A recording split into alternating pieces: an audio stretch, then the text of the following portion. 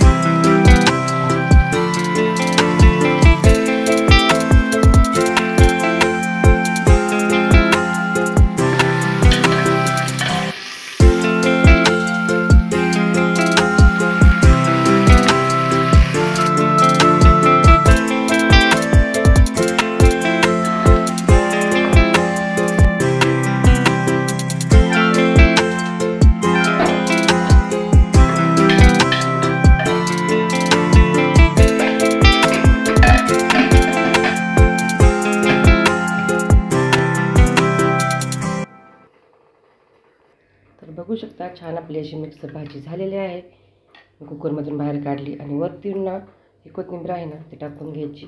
कोथिंबीरनं काय होतं खूप टेस्ट येते आणि चांगली लागते भाजी, त्याच्यामुळं वरतून कोथिंबीर टाकायची आपल्याला.